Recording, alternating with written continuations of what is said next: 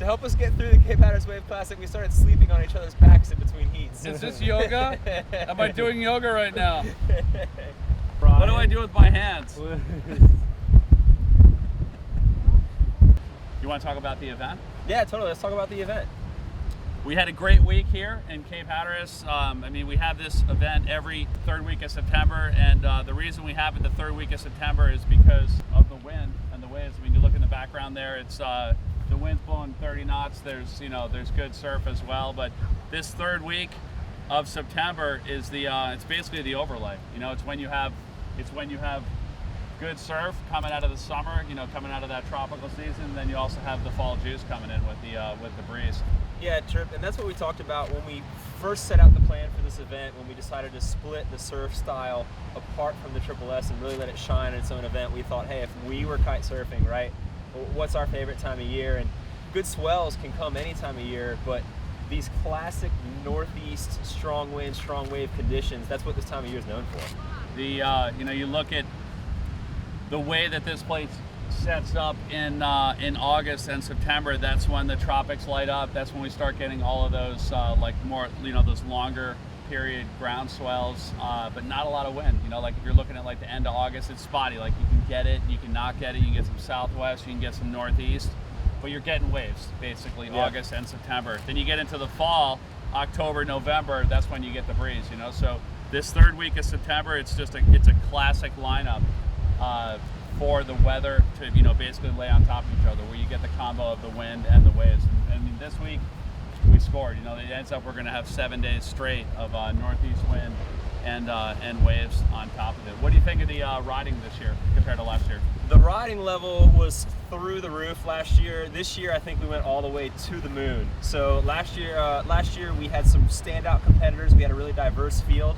This year, I felt like the level just got ratcheted up one more degree of intensity. So we had, right from early rounds, really intense competition, really critical wave rides right in the pocket, and really powered airs with a lot of amplitude going down in almost every single heat and every single round. So I do think the level has ratcheted up just a little bit, and I think as this contest continues, we're just going to see us exploring what's possible on a kite surfboard. The thing that I saw this year was the level of riding, specifically the wave riding, was very surf focused, as far as like the people watching surfing and watching what the surfers are doing, as far as being right in the pocket of the wave, like you mentioned. Yeah. And if they're on the shoulder, that they're wrapping it back around up into the pocket to stay tight in the wave. So I think the wave knowledge has grown quite a bit. I think people have been working on their boards a lot more. Yep.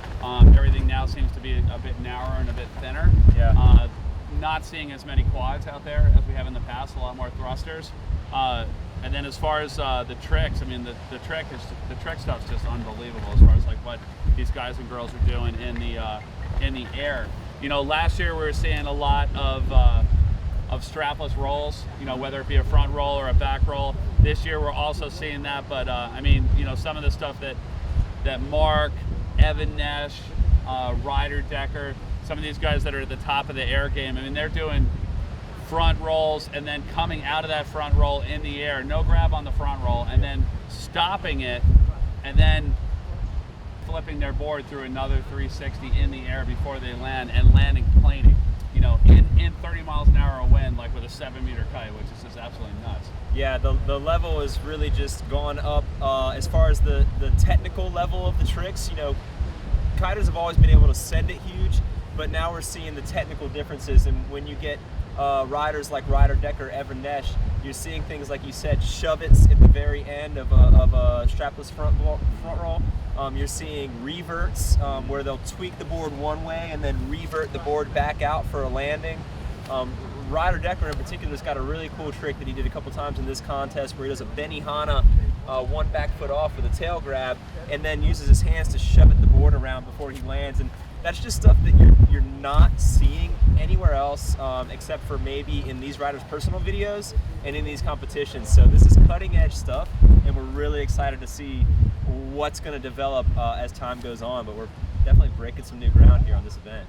Let's talk about the women's level of riding. Yalu Langery from Holland. She was here last year and just did an incredible job at last year's event. Ended up winning the title, the women's title for the Cape Hatteras Wave Classic this year. She's here again, and she does really well in the event. But it seems like this year she had more competition. Yeah, Yalu was here to defend her title, and you know, Yalu is a fierce competitor. We saw that last year in the 2014 Cape Hatteras Wave Classic. Right out of the gates, even in warm-up sessions, riding with a really high intensity, but the level of competition was tight. Also, Morgan Skipperdine, Outer Banks local, was putting down really good heat scores throughout the entire event, doing lots of critical turns and riding the wave in the pocket, and that's really that level of riding that we were hoping to see, and we did get to see. So the women's level of riding is super high this year at this event.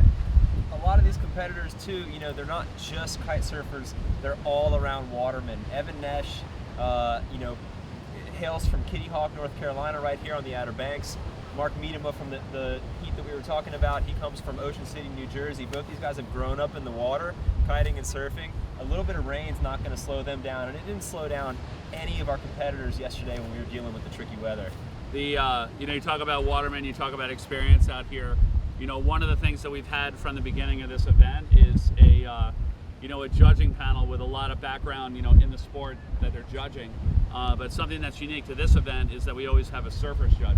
Right. And so we have a specific judge that is that comes from the sport of surfing, not from the sport of kite surfing, and he's looking solely at the surfing technique of the competition. Last year it was Brad Harrell from Quicksilver.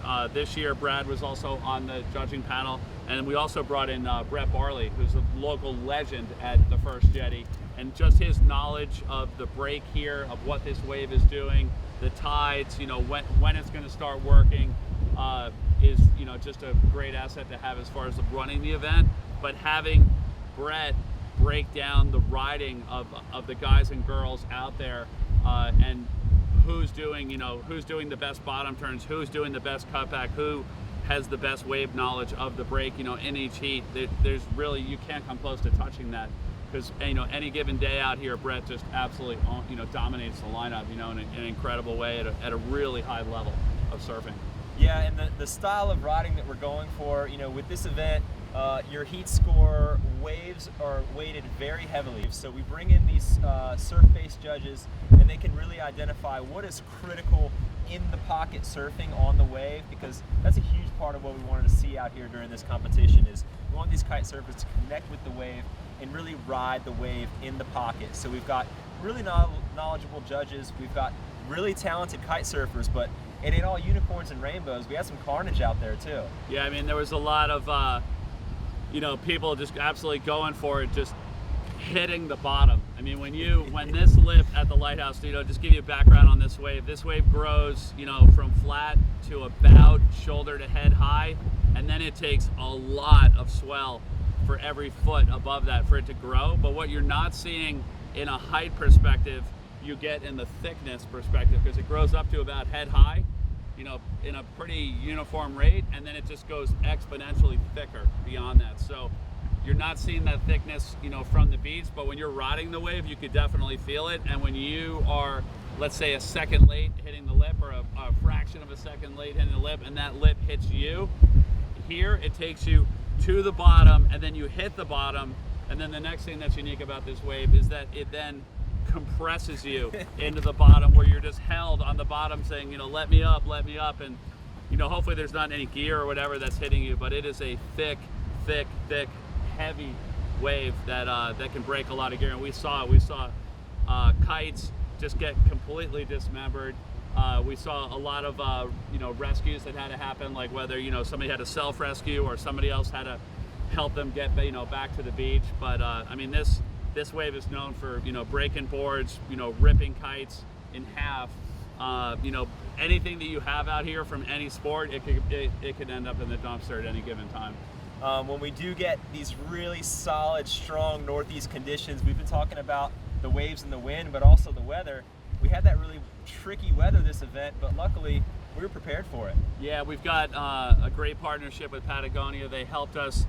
They were our presenting sponsor this year for the event, for the 2015 Cape Hatteras Wave Classic, and part of that sponsorship was outfitting the staff, and I got to tell you, like, weather, the beginning of the event, we actually had all of the weather. So if you look at a Patagonia catalog from the front to the back, we had everything from sunshine and, like you said, rainbows and unicorns, to full-on white squall with a 15-degree temperature drop at the exact same time that it started raining cats and dogs, and we had all the gear to keep us warm and comfortable throughout the entire event. So I want to say double shakas to Patagonia. It was completely insane to have you guys on board this year. You really helped us bring the event to the next level. Talking about next year's event, what do you think? What do you think is going to happen for next year? Next year, we're looking forward to another week filled with kite surfing action. We've had really good results with this event as it's developed over the past couple years. Oh, thanks, man. I was a little bit thirsty anyways. Yeah. We've been talking a lot, so you're going to get like a little bit dry mouth. Here we go. Cheers, man. The talking about next year, 2016 Cape Hatteras Wave Classic. It's happening here on the Outer Banks.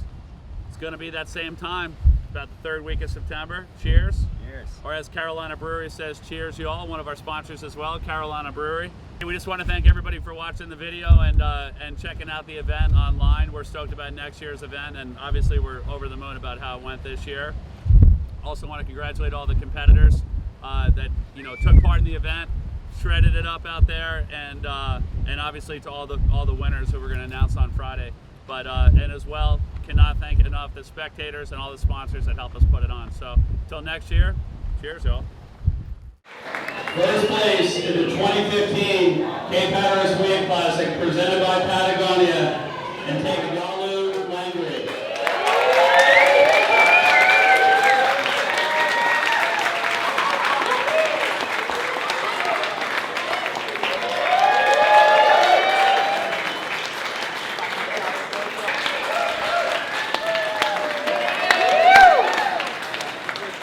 And in first place,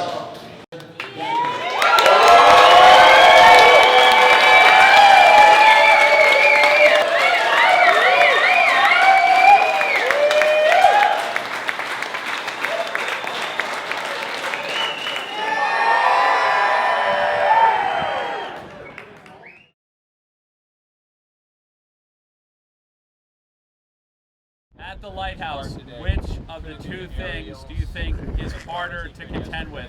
The current or the foot fuckers? Well, I'd have to say the foot fuckers because the current is only in the water, but the foot fuckers can be anywhere in between the water and your car. Okay, well, second question. Good answer for the first one. Second question. Is it family friendly to say foot fucker if it's actually a living being? Like, because fucker is a curse. Yeah. But when it's attached to foot fucker, it's almost on the protected species in the national park. I do think you can go with the G-rated version of foot fricker. A foot fricker? A foot fricker. Or yeah. If you were going to text it, what would it be?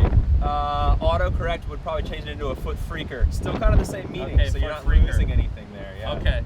And what do they look like? Foot frickers, they actually kind of look like the Slingshot logo. Oh, It's yeah, a there little you go, like a spiky ball of okay. pain. Yeah, Okay. yeah. And right in between the toenail and the tender part of your skin is where they really like to get in there. You know? And if you make it through a day at the lighthouse, foot freaker free, yeah. have you actually escaped the wrath of the foot freaker? Well, one thing that you can do, extra credit, get one stuck on your shoe, wear your shoes home, falls off in the living room, then you step on it later that night. Perfect combo. I for a heard those 10-point things have score. like little seed podules in them. If they go into your carpet, can they repopulate inside your carpet?